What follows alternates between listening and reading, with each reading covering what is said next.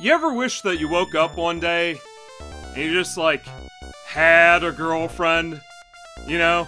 To quell the roaring emptiness that rages inside you? No. Unrelatable. Well, this guy does. Hisashi is an ordinary Japanese businessman. He works hard, he gets hit on by his boss, and he lives a pretty normal, average, everyday anime life. But one day he wakes up and he's just got an anime girl in his bed.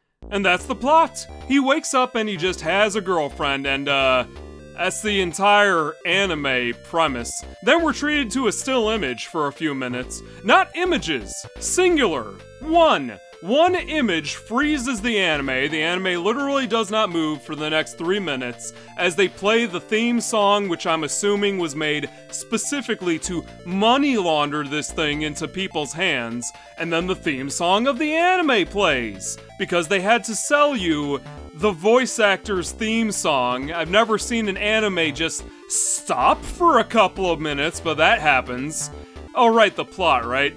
You know, some anime have plot, I guess. Well, in this world, there exists a mirror dimension inhabited by your perfect lover, and every person gets one, and the main character, Hisashi's new girlfriend, is literally his perfect anime girlfriend from another dimension, and after she just appears out of thin air, Hisashi goes about his daily business at work, where his boss blows air into his ears. You know, he whistles a lot. You know, pretty much done with the anime right about there, but whatever. YouTube video, it's gotta have content in it. So he heads home after he gets hit on by his boss, rides his motorcycle all the way back to his apartment, but on the way there, he gets so distracted by the fact that a girl just appeared, like out of the laserdisc dimension that encapsulates his apartment, that he crashes, because there has to be, like, a car chase or something in an anime. So whatever, I'll give it to him, there's gotta be some kind of plot. But, you know, unfortunately, while all this is going on, his girlfriend is just losing her grip on reality.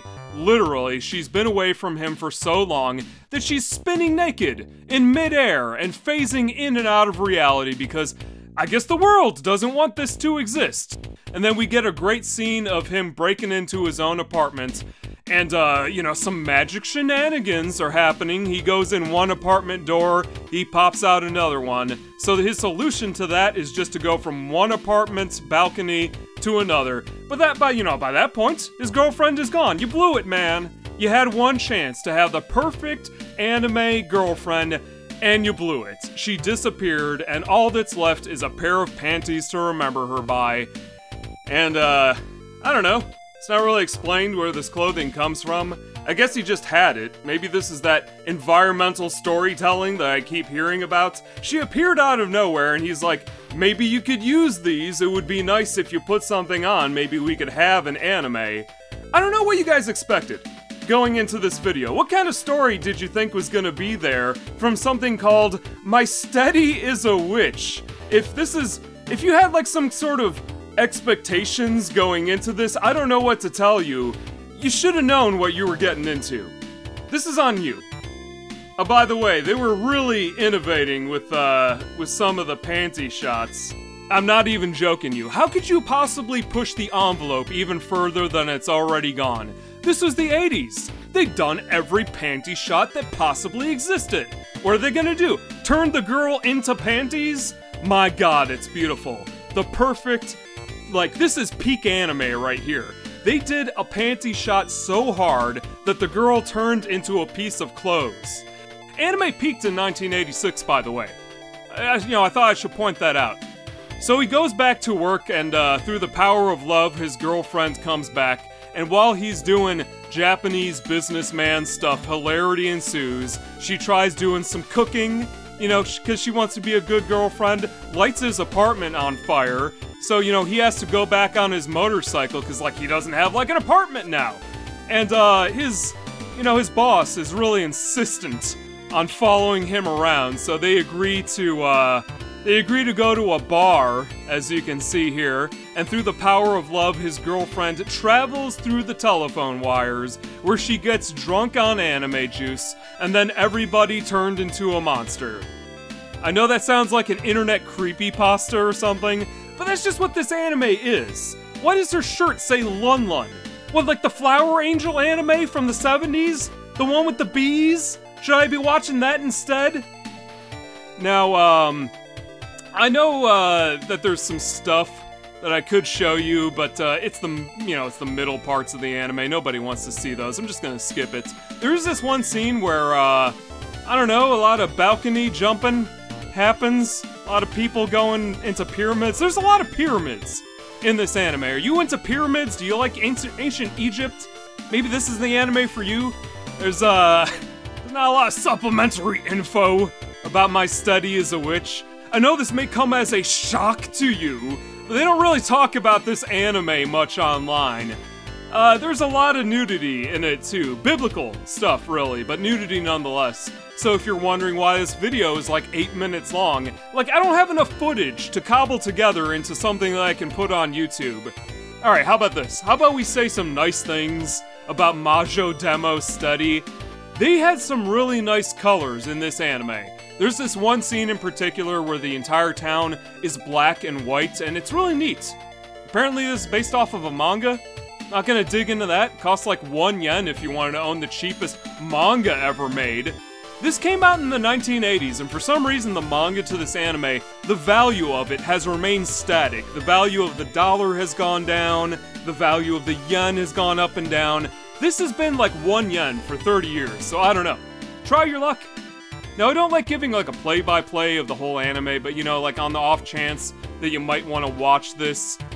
You know, do you want me to spoil this anime? Really, nobody's gonna watch this. In the history of the Earth, this is probably the longest that anyone has ever attempted to discuss my study is a witch. But I will say this, it's pretty engaging. You're not gonna be bored while you're watching this. You might constantly be asking yourself what poor life decisions led you down this path. No witches in this anime, by the way. Just thought I should get that out of the way in case you were wondering. In case you're looking for an anime that contains the thing that it says it is. Arguably, this whole thing only exists because of Urusei Yatsura. You know, I kind of kickstarted the whole magical girlfriend genre. But really, I wouldn't be surprised if this was just like an excuse to sell music. And by that I mean like almost 100% positive, I'm sure this was made just to sell the cassette tape to this anime. So, would I recommend Majo Demo Study? I mean, I've seen worse. I think you can do a little bit better than that, don't you think? Don't you think you can do better? I mean, like, it's different, but it's not different in a way that I could recommend or even describe properly.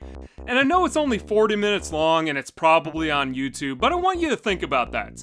40 minutes. That's a really long time. You can watch a lot of better anime in 40 minutes. I mean, it's got good cover art, but that doesn't mean you should watch it. Could have done without the scene where, you know, all the people in the bar turn to a bunch of monsters. I didn't make this anime, by the way. I know you guys think I have like a factory where I produce these things, but no, they sold this. It was like $100 at the time in like 80s money. Apparently there's like some kind of market for whatever this is. The strange thing is clearly some effort was put into this thing.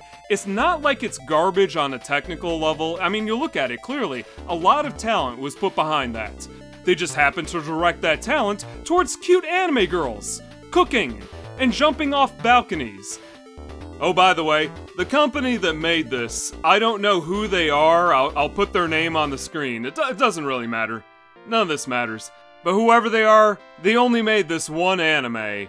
And then they never made another anime ever again. So if you've got like some kind of moral objection to the content of this thing, well, they don't exist no more. That problem kind of solved itself, so, you know, they gotcha. Who are you gonna complain to? They're not around. They did this one anime like a hit and run, and then they just disappeared off the face of the earth. The person who wrote this, by the way, they only wrote one other anime as well. Something called Nora.